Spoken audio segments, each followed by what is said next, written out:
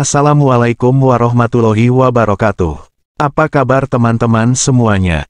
Dimanapun kita berada, semoga kita selalu dalam lindungan Tuhan Yang Maha Kuasa. Perkenalkan, saya adalah asisten dari admin Ana Abrori Channel yang akan menginformasikan bagi teman-teman yang membutuhkan modul terbaru untuk bahan belajar menghadapi ujian seleksi penerimaan P3K Teknis tahun 2024 yang sebentar lagi akan dilaksanakan. Seluruh modul tersedia untuk seluruh formasi P3K, baik jabatan fungsional teknis, jabatan pelaksana, jabatan guru, dosen maupun formasi tenaga kesehatan. Setiap satu modul hanya untuk satu formasi, yang berisi rangkuman pokok materi ujian sesuai dengan Permenpan RB terupdate dan soal-soal latihan kompetensi teknis antara 200 sampai 400 soal, berikut dengan pembahasannya, 100 soal kompetensi manajerial, 100 soal kompetensi sosiokultural dan 100 soal wawancara. Modul berupa file PDF dengan harga promo mulai Rp50.000. Jika teman-teman berminat membeli dan mendapatkan modul untuk belajar lebih awal agar lebih matang, silahkan teman-teman menghubungi admin dari link di bawah ini, untuk memesan dan memilih formasi. Oke, baiklah teman-temanku semuanya. Di dalam video ini kita akan mulai belajar bersama dengan mengenal lebih dalam mengenai deskripsi formasi jabatannya, meliputi tugas pokok, fungsi dan tanggung jawabnya serta kita akan membahas soal latihan kompetensi teknis formasi jabatannya. Untuk itu mari kita awali belajar kita dengan berdoa menurut keyakinan kita masing-masing. Kita mulai dengan yang pertama. 1. Analis pasar hasil pertanian adalah jabatan fungsional yang bertugas menganalisis informasi pasar untuk komoditas hasil pertanian, seperti pangan, hortikultura, perkebunan, dan peternakan. Jabatan ini berada di bawah naungan Kementerian Pertanian Republik Indonesia. Contoh tugas analis pasar hasil pertanian, menganalisis data harga komoditas pertanian di tingkat produsen dan konsumen, menganalisis permintaan dan penawaran komoditas pertanian, serta memberikan rekomendasi kebijakan dalam pemasaran hasil pertanian. 2. Tanggung jawab analis pasar hasil pertanian diatur dalam Peraturan Menteri Pertanian Nomor 43 Permentan OT 0104/2015 tentang petunjuk pelaksanaan jabatan fungsional analis pasar hasil pertanian. Secara umum, tanggung jawabnya meliputi mengumpulkan, mengolah, dan menganalisis data pasar komoditas hasil pertanian. Menyusun laporan dan rekomendasi kebijakan pemasaran hasil pertanian. Memberikan bimbingan teknis terkait pemasaran hasil pertanian. Contoh, menganalisis dampak kebijakan impor terhadap harga komoditas pertanian dalam negeri dan memberikan rekomendasi kebijakan yang tepat. 3. Peraturan yang mengatur jabatan fungsional analis pasar hasil pertanian. Undang-Undang Nomor 5 Tahun 2014 tentang Aparatur Sipil Negara. Peraturan Pemerintah Nomor 16 Tahun 1994 tentang Jabatan Fungsional. Peraturan Menteri Pertanian Nomor 43 Permentan OT 0104/2015 tentang petunjuk pelaksanaan jabatan fungsional analis pasar hasil pertanian. 4. Tugas pokok analis pasar hasil pertanian menurut Peraturan Menteri Pertanian Nomor 43 Permentan OT 0104/2015 meliputi melakukan pengumpulan, pengolahan, analisis, dan penyajian data pasar komoditas hasil pertanian. Melakukan analisis permintaan dan penawaran komoditas hasil pertanian. Menyusun laporan dan rekomendasi kebijakan pemasaran hasil pertanian.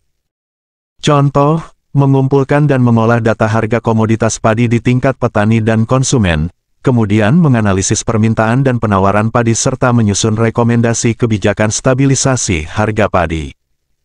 5. Fungsi analis pasar hasil pertanian. Menganalisis kondisi pasar komoditas hasil pertanian. Memberikan masukan kepada pengambil kebijakan terkait pemasaran hasil pertanian. Memberikan bimbingan teknis kepada pelaku usaha pertanian dalam pemasaran hasil pertanian. Contoh, Memberikan bimbingan teknis kepada kelompok tani tentang strategi pemasaran yang efektif untuk hasil pertanian mereka. 6. Standar operasional prosedur (SOP) dan cara kerja analis pasar hasil pertanian diatur dalam Peraturan Menteri Pertanian Nomor 43, Permentan OT 0104/2015, yang mencakup pengumpulan data pasar secara berkala dari sumber-sumber terpercaya, pengolahan dan analisis data menggunakan metode statistik dan ekonometrik, penyusunan laporan dan rekomendasi kebijakan secara berkala, koordinasi dengan unit terkait dalam penyusunan kebijakan pemasaran hasil pertanian. Contoh, analis pasar hasil pertanian mengumpulkan data harga komoditas cabai dari pasar tradisional dan modern secara berkala, mengolah dan menganalisis data tersebut, serta menyusun laporan dan rekomendasi kebijakan stabilisasi harga cabai. 7. Uraian tugas analis pasar hasil pertanian. Mengumpulkan data harga, produksi, dan pemasaran komoditas hasil pertanian. Mengolah dan menganalisis data pasar menggunakan metode statistik dan ekonometrik. Menyusun laporan dan rekomendasi kebijakan pemasaran hasil pertanian. Memberikan bimbingan teknis kepada pelaku usaha pertanian dalam pemasaran hasil pertanian. Berkoordinasi dengan unit terkait dalam penyusunan kebijakan pemasaran hasil pertanian. Contoh, mengumpulkan data harga, produksi, dan pemasaran komoditas beras, mengolah dan menganalisis data tersebut, menyusun laporan dan rekomendasi kebijakan stabilisasi harga beras, serta memberikan bimbingan teknis kepada kelompok tani tentang strategi pemasaran beras. 1. Dalam menganalisis permintaan komoditas cabai merah, faktor-faktor apa saja yang harus dipertimbangkan oleh seorang analis pasar hasil pertanian? A. Harga cabai merah, pendapatan masyarakat, selera konsumen, dan jumlah penduduk. B. Harga cabai merah, harga komoditas substitusi, pendapatan masyarakat, dan selera konsumen. C. Harga cabai merah, harga komoditas komplementer, pendapatan masyarakat, dan jumlah penduduk. D. Harga cabai merah, pendapatan masyarakat, selera konsumen, dan tingkat promosi. E. Harga cabai merah, pendapatan masyarakat, jumlah penduduk, dan tingkat promosi. Pembahasan. Jawaban yang tepat adalah B. Harga cabai merah, harga komoditas substitusi, pendapatan masyarakat, dan selera konsumen merupakan faktor-faktor yang mempengaruhi permintaan cabai merah. Harga komoditas substitusi seperti cabai hijau atau cabai rawit dapat mempengaruhi permintaan cabai merah. Pendapatan masyarakat dan selera konsumen juga berpengaruh terhadap permintaan suatu komoditas. 2. Dalam menganalisis penawaran komoditas padi, data apa saja yang harus dikumpulkan oleh analis pasar hasil pertanian? A. Luas lahan panen, produktivitas lahan, harga jual padi, dan biaya produksi. B. Luas lahan panen, produktivitas lahan, harga jual padi, dan curah hujan. C. Luas lahan panen, produktivitas lahan, harga jual padi, dan jumlah petani. D. Luas lahan panen, produktivitas lahan, harga jual padi, dan harga komoditas substitusi. E. Luas lahan panen, produktivitas lahan, harga jual padi, dan tingkat teknologi. Pembahasan. Jawaban yang tepat adalah A. Luas lahan panen, produktivitas lahan, harga jual padi, dan biaya produksi merupakan data yang diperlukan untuk menganalisis penawaran komoditas padi. Luas lahan panen dan produktivitas lahan menentukan jumlah produksi, sedangkan harga jual padi dan biaya produksi mempengaruhi keputusan petani untuk menawarkan padinya ke pasar. 3. Dalam menyusun rekomendasi kebijakan stabilisasi harga komoditas jagung, strategi apa yang dapat diusulkan oleh analis pasar hasil pertanian?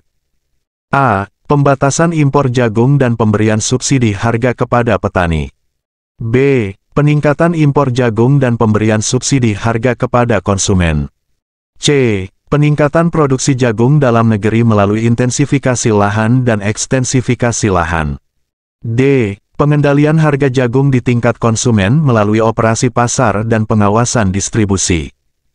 E. Pembatasan ekspor jagung dan pemberian subsidi harga kepada industri pengolahan jagung. Pembahasan. Jawaban yang tepat adalah C. Peningkatan produksi jagung dalam negeri melalui intensifikasi lahan dan ekstensifikasi lahan merupakan strategi yang dapat diusulkan untuk menstabilkan harga jagung. Dengan memperbesar pasokan jagung dalam negeri, harga jagung dapat lebih stabil dan tidak bergantung pada impor. 4. Dalam menganalisis pemasaran komoditas kopi, metode analisis apa yang dapat digunakan oleh analis pasar hasil pertanian? A. Analisis regresi linier berganda. B. Analisis sensitivitas. C. Analisis rantai nilai, value chain analysis. D. Analisis biaya manfaat cost-benefit analysis. E. Analisis peramalan, forecasting analysis. Pembahasan. Jawaban yang tepat adalah C.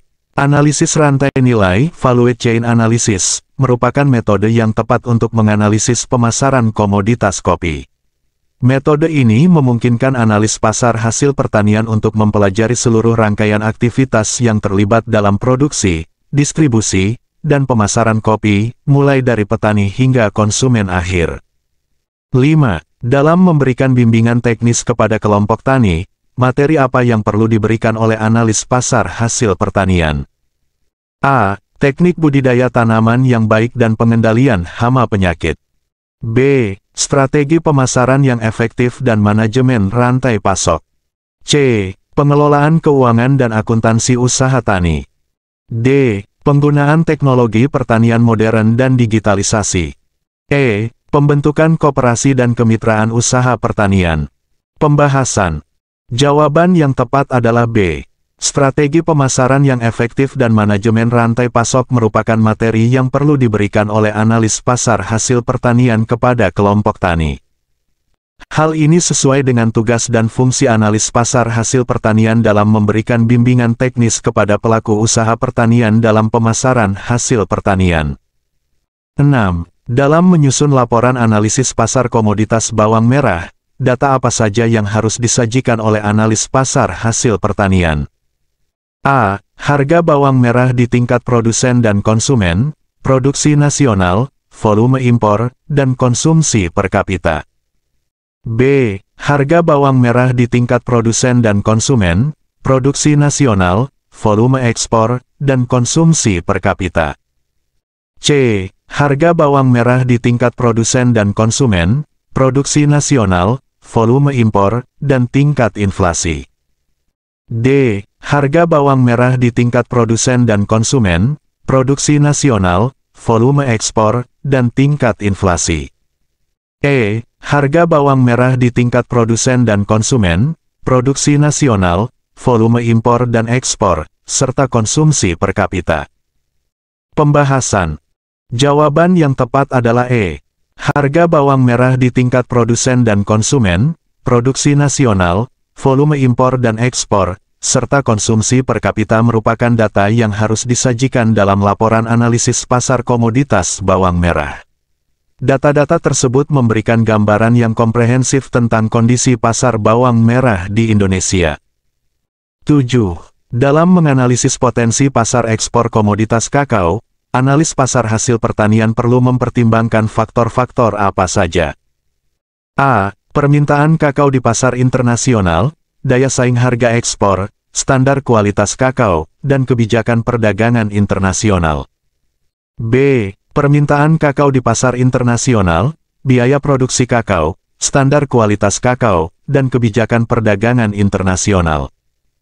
C. Permintaan kakao di pasar internasional, daya saing harga ekspor, standar kualitas kakao, dan tingkat produksi kakao nasional.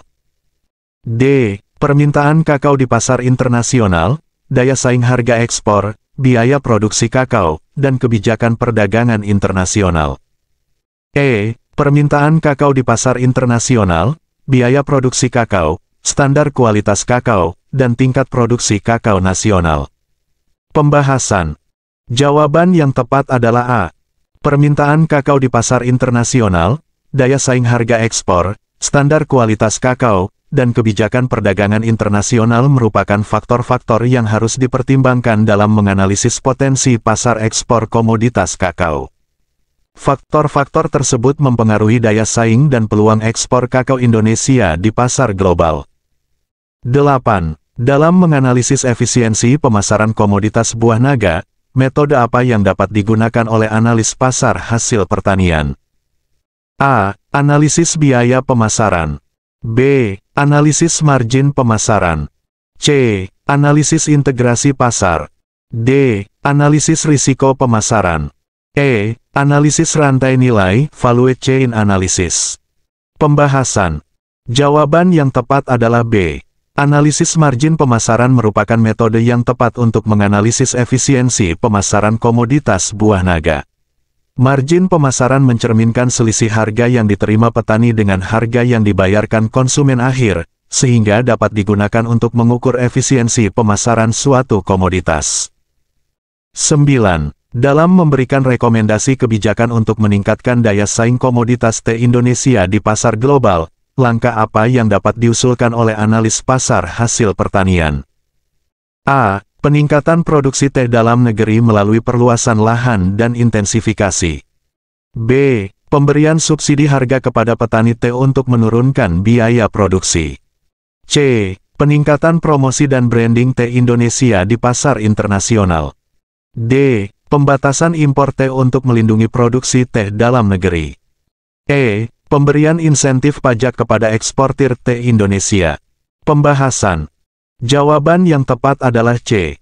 Peningkatan promosi dan branding teh Indonesia di pasar internasional merupakan langkah yang dapat diusulkan untuk meningkatkan daya saing teh Indonesia di pasar global. Hal ini dapat membantu meningkatkan citra dan permintaan terhadap teh Indonesia di pasar internasional, sehingga meningkatkan daya saing teh Indonesia di pasar global. 10. Dalam melakukan analisis tren harga komoditas kedelai, metode apa yang dapat digunakan oleh analis pasar hasil pertanian? A. Analisis regresi linier sederhana. B. Analisis moving average. C. Analisis dekomposisi time series.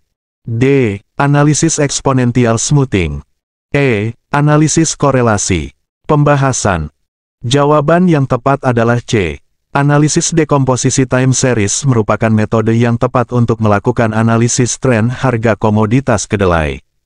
Metode ini memungkinkan analis pasar hasil pertanian untuk mengidentifikasi pola atau tren harga kedelai dalam jangka panjang, serta faktor-faktor yang mempengaruhi fluktuasi harga kedelai. Oke, baiklah kawan-kawan semua. Kita cukupkan sampai di sini dulu belajar kita. Semoga bermanfaat dan semoga kawan-kawan semua dapat lulus mengikuti seluruh rangkaian seleksi P3K dari awal sampai akhir nanti. Wassalamualaikum warahmatullahi wabarakatuh.